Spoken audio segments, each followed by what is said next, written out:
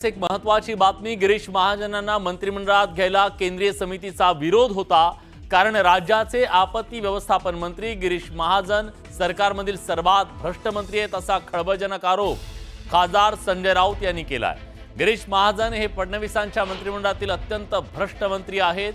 गिरीश महाजन यांच्या कार्यालयात अभिषेक कौल नावाचा ठेकेदार बिल्डर आहे। तो पैशांचे सगळे व्यवहार करतो, त्याचा फोन आल्याशिवाय महाजन एकाही फाईलवर सही करत नाहीत असा मोठा दावा राऊतांनी केला। तर त्यावर गिरीश महाजनांनी प्रत्युत्तर दिलंय। संजय राऊत फक्त वायफळ बडबड करतात असं महाजन म्हणाले।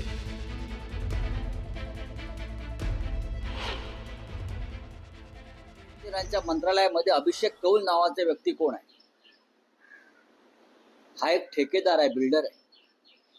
तो गिरीश महाजनच्या कार्यालयात बसतो आणि त्याचा फोन आल्याशिवाय आपत्ती व्यवस्थापनाची कोणती फाईल गिरीश महाजन मंजूर करत नाहीत।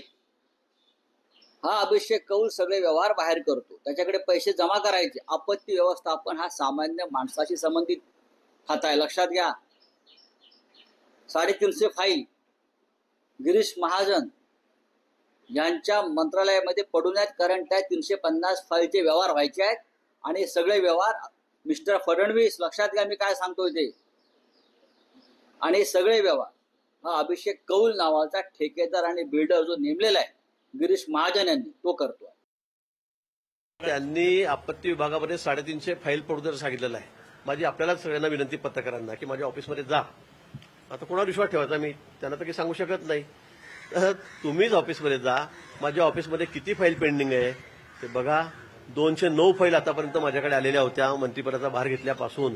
त्यातल्या तर माझ्याकडे मी माहितीच मागवलेली आहे। त्यातल्या जवळपास 193 फाईल त्यावेळेस मंत्रिमंडळ कधीच गेलेल्या आहेत। 16 फाईल 15 फाईल आता आहेत, त्यातल्या जवळपास 13-14 फाईल त्या 2-3-4 दिवसामध्येच माझ्याकडे आलेल्या आहेत। असं काहीतरी वायफाट बोलायचं।